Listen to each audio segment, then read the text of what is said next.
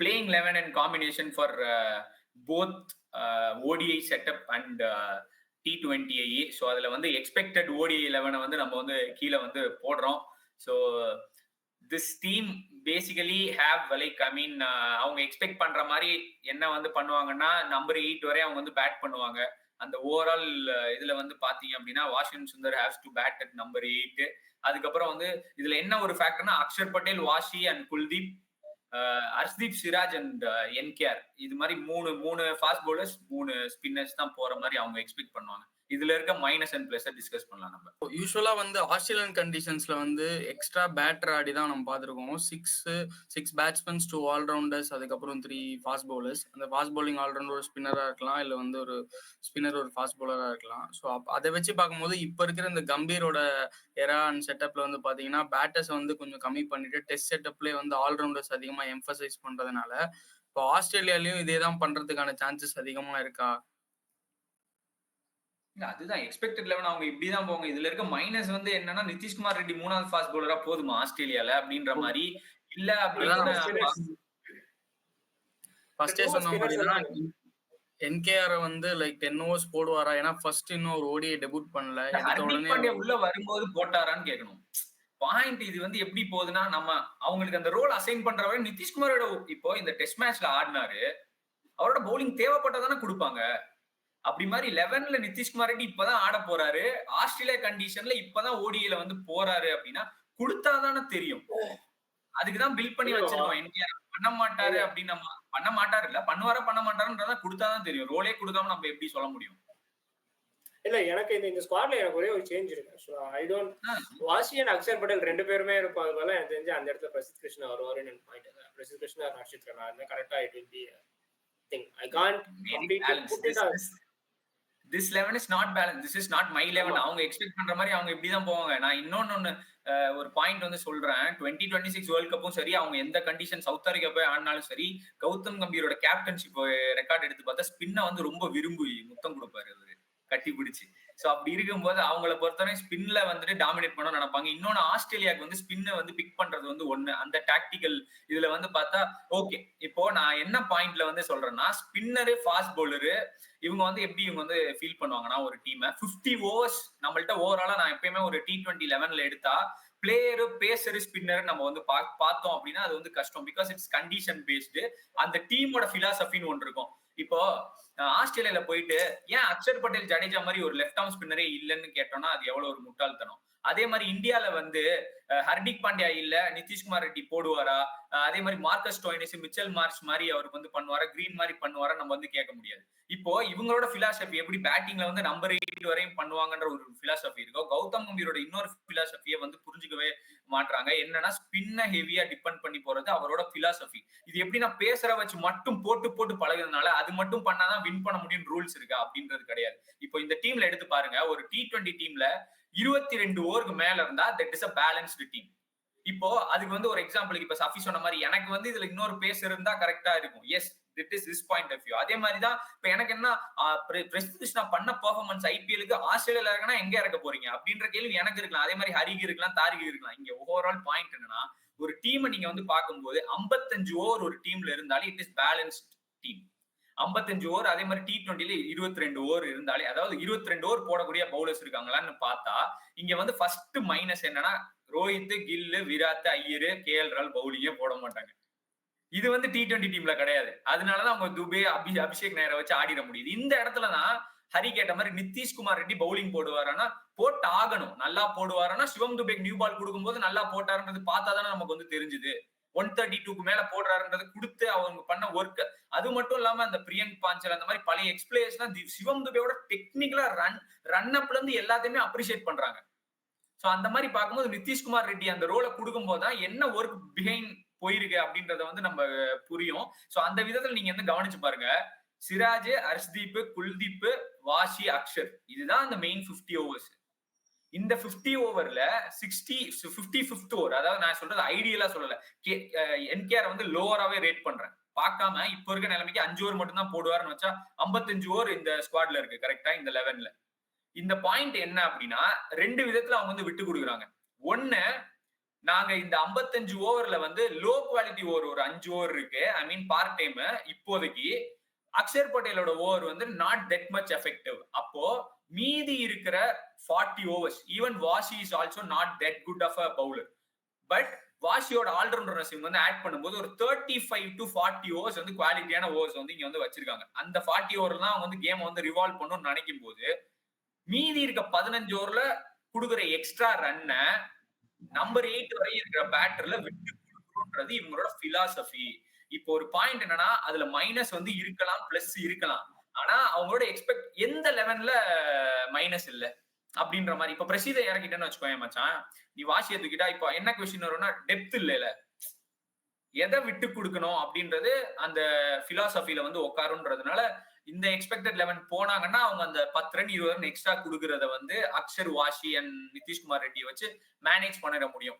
இல்ல எனக்கு ஆல்ரவுண்டர் இன்னும் வந்துட்டு பெட்டரா வந்துட்டு என்னால வந்துட்டு பண்ற மாதிரி வேணும் அப்படின்னு நினைச்சா is there a possibility, there is a guy like அதுக்குதான் ஒருத்தர் வந்து பிக் பண்ணிருக்காங்க, ஹர்ஷித் ராணா உள்ள கொண்டு வர முடியுமான்னு அவங்க வந்து பார்ப்பாங்க. அவ்வளவுதானே தவிர ஹர்ஷித்தோட குட் பர்ஃபார்மன்ஸ் எந்த அளவுக்கு பேட்ல வந்து ரிஃப்ளெக்ட் ஆகுதோ அந்த அளவுக்கு வந்துட்டு மோர் பேலன்ஸ்டா, அதாவது 4th பேசரா நிதிஷ்குமார் ரெட்டியா இருந்தா ஹாப்பி அப்படின்றதான் ஐடியல்.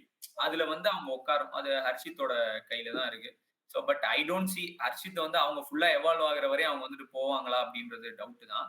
பட் போனாங்கன்னாலும் there is another way 10 runs கம்மியா கொடுத்து பேட்டிங்ல வந்து கொஞ்சம் சாலிடிஃபை பண்ணி ஆடுற மாதிரி இருக்கும். ஸோ அதுதான் ஒரு பாயிண்ட். That is one. அதே மாதிரி இந்த அக்ஷர் பட்டேல் ஒன்னே ஒன்று மட்டும் இந்த ஓடி 11ஓட காம்பினேஷன்ல எனக்கு இருக்கிற ஒரே ஒரு முக்கியமான ரோல் வந்து இந்த அக்ஷர் பட்டேல் எப்படி ஃபைனல்ல வந்து ஹர்திக் பாண்டே இல்லாததுக்கு வந்து ரீப்ளேஸ்மெண்ட் வந்து நிதிஷ்குமார் ரெட்டியே கிடையாது. அதை ஃபர்ஸ்ட் வந்துட்டு ஐ மீன் இன் எவால்விங் ஃபேஸ். நான் அந்த ஃபைனல்ல சொன்ன மாதிரி தான், நானும் சஃபியும் பேசும்போது சொன்ன மாதிரி தான், அந்த ஃபைனல்ல எப்படி ஹர்திக் பாண்டியா போனோன்னு சிவம் துபே வந்து பண்ணல. அக்ஷர் பட்டேல் போட்ட அந்த 4 ஓவரோட குருஷியலும் அந்த ரெஸ்பான்சிபிலிட்டியை எடுத்துட்டு, அதாவது எப்படின்னா ரோல நீங்க பாத்தீங்கன்னா ஏதோ துபே தான் வந்து பண்ண மாதிரி இருக்கும். ஆனா அக்ஷர் பட்டேல் வந்து என்ன பண்ணா ஹர்திக் பண்ற வேலையை வந்து 2 விக்கெட் கண்ட்ரோல் கொடுத்துட்டு எக்ஸ்பீரியன்ஸை வந்து அங்க கிரவுண்ட்ல வந்து காட்டிட்டு அவர் பாட்டுக்கு ஸ்கில்லையும் எக்ஸ்பீரியன்ஸும் காட்டிட்டு வெளியேறிடுவார். அது மாதிரி இங்க வந்து அக்ஷருக்கு வந்து மெயின் ரோல் இருக்கு. அவர் என்ன பண்ண, ஜடேஜாவும் இல்ல ஹர்திக்கும் இல்லைன்னா நீங்க தான் சிங்கம். இப்போ 2022 வேர்ல்ட் கப்ல நீங்க போனீங்கல்ல T20ல, அந்த எக்ஸ்பீரியன்ஸை நீங்க எடுத்துட்டு வந்து உள்ள வந்து கொண்டு வரலாம். இதுல வந்து டாக்டிக்கலா வந்து சொல்லணும் அப்படின்னா அக்ஷர் பட்டேல வந்துட்டு நியூ பால்ல நிறைய யூஸ் பண்றதுக்கான பாசிபிலிட்டி இருக்கு. பிகாஸ் அந்த ஹெட் போனதுக்கு அப்புறம் வரக்கூடிய அந்த ரைட் ஹேண்டர்ஸ்க்கு அகைன்ஸ்டா பவர் பிளே நல்லா யூஸ் பண்ணிட்டாங்க அப்படின்னா அக்ஷர் பட்டேலோட பர்ஃபார்மன்ஸ் நல்லா டிஃபைன் பண்ணிடும். அக்ஷர் நல்லா பண்ணிட்டாருன்னா வின் பண்ணிட்டாலே போதும். இந்த காம்பினேஷனை வச்சு 3-0 கூட அடிக்கிறதுக்கான பாசிபிலிட்டி இருக்கு. Everything is down to Axar's performance இந்த காம்பினேஷன்ல. இல்லனா இந்த சஃபி ஹரி சொன்ன மாதிரி maybe one more pacer would work na. Yes, that is a weakness in this 11 அவங்க போற 11ன்றது தான் ஓவரால் பாயிண்ட். T20யோட எக்ஸ்பெக்டட் 11 ஆல்மோஸ்ட் என்னன்னா UAE-ல ஏசியா கப்ல ஆடின 11 வந்துட்டு கண்டிஷன் டிஃபர் பண்ணி இங்க வந்து அவங்க குல்தீப்பை தூக்குவாங்கன்றது எக்ஸ்பெக்ட் பண்றோம். அந்த மாதிரி எக்ஸ்பெக்ட் பண்ணி இந்த 11 தான் இருக்குன்ற மாதிரி இருக்கு. So what are the pros and cons இந்த 16 which they have picked are all in the 11 காம்பினேஷன்ல? ஸோ எனக்கு தெரிஞ்சு ஹர்திக் பாண்டியா தான் ஃபினிஷ் பண்ணிட்டு இருந்தாரு. இப்போ என்கேஆர் வந்து அதை எடுத்த உடனே ஃபினிஷ் பண்ணுவாரான்றது ஒரு பெரிய question mark. And also it takes time to settle. ஒரு 5-6 பால் எடுத்துப்பாரு. எடுத்த உடனே போய் இப்போ அந்த ஈக்குவேஷனை வந்து இப்போ சாட்டிஸ்ஃபை பண்ணி இது வரைக்கும் ஆனது கிடையாது. இப்போ 6 பால் 16 வந்து ஃபினிஷ் பண்ணது கிடையாது. ஸோ இதெல்லாம் இந்த மாதிரி ஒரு ப்ரெஷர்லாம் இருக்கு. அண்ட் ஆல்சோ சீயிங் இந்த லோவர் மிடில் ஆர்டர்னு சொல்ற மாதிரி லைக் இந்த என்கேஆர், தூபே, அக்ஷர் இவங்க 3 பேரை எப்படி வந்து அவங்க என்ட்ரி பாயிண்ட் டிசைட் பண்ண போகுதுன்றது ரொம்ப குரூஷியலா இருக்கும். ஏன்னா also playing along with Samson. அதுவும் இல்லாம அதான் இப்போ சாம்சன் வந்து ப்ரூவன் இதா இல்லாத போது இந்த 3 ஸ்பாட்டுமே வந்து ஒரு ஸ்பாட் ஆஃப் பாதர்ல தான் இருக்கு. ஏன்னா ஹர்திக் பாண்டியா என்னதான் வந்து ஏர்லியர் காட்டின பினிஷிங் வந்து இப்ப காட்ட முடியலனாலும் he is still our finisher, reliable finisher. we can expect a game ஒரு சிங்கிள் ஹேண்டடா ஹிட்டிங்ல வந்து ஜெயிச்சு கொடுக்க பாசிபிலிட்டி இப்பயும் நம்ம வந்து நம்பலாம்.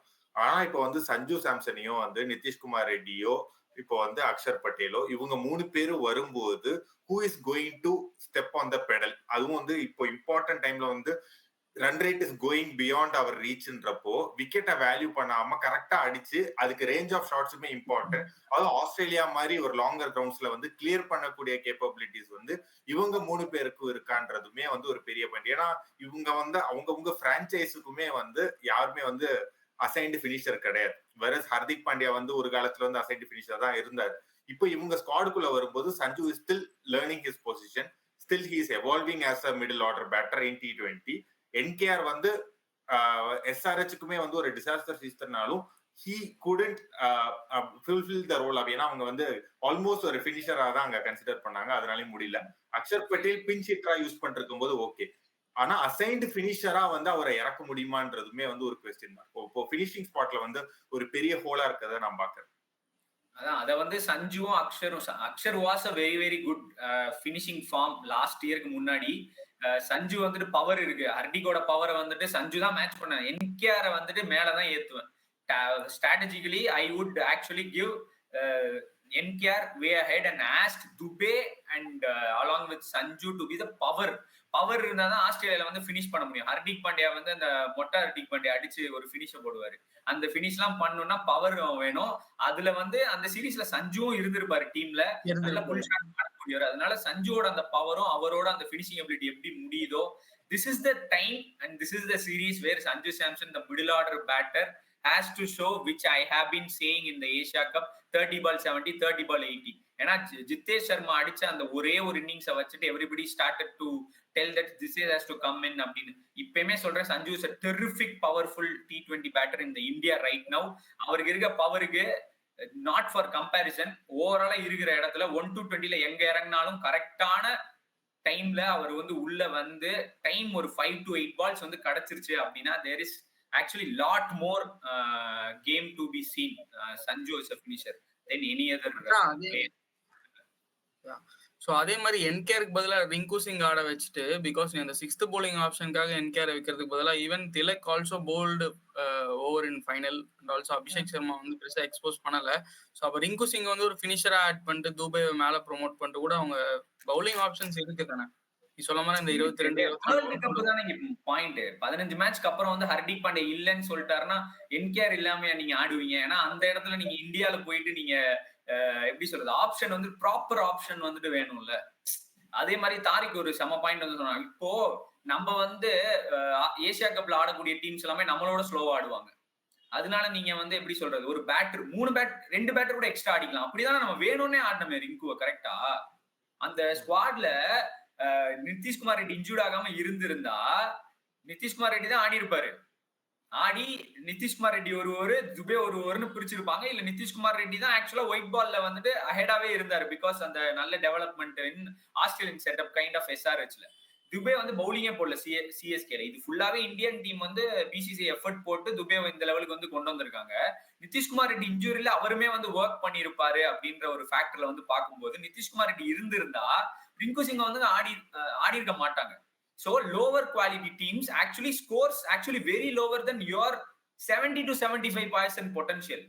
இப்போ ஆஸ்திரேலியா, சவுத் ஆப்பிரிக்கா, இங்கிலாந்து, நியூசிலாந்துலாம் என்ன பண்ணுவாங்கன்னா, நீங்க உங்க 100% நான் என்ன சொல்றேன்னா, அபிஷேக் சர்மா, கில்லு, சூர்யா, திலக் எல்லாருமே நல்லா விளையாண்டாலும் இந்தியா 220 தான் அடிக்கும்னா உன் ஆப்போனன்ட் 225 அடிப்பான்.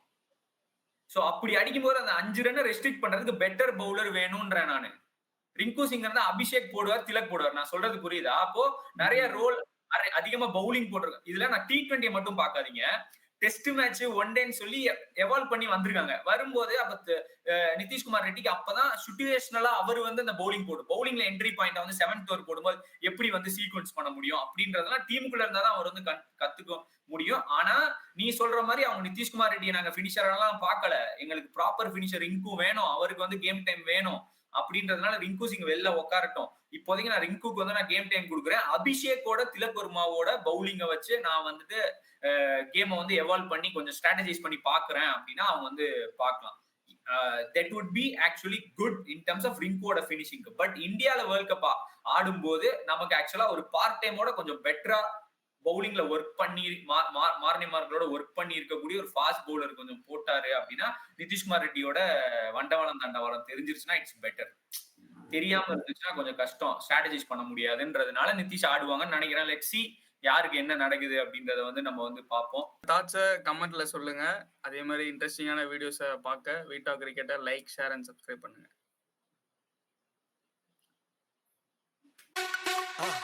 மறக்காம சர்ப்ரைஸ் பண்ணுங்க. தேங்க்யூ. மறக்காம சர்ப்ரைஸ் பண்ணுங்க.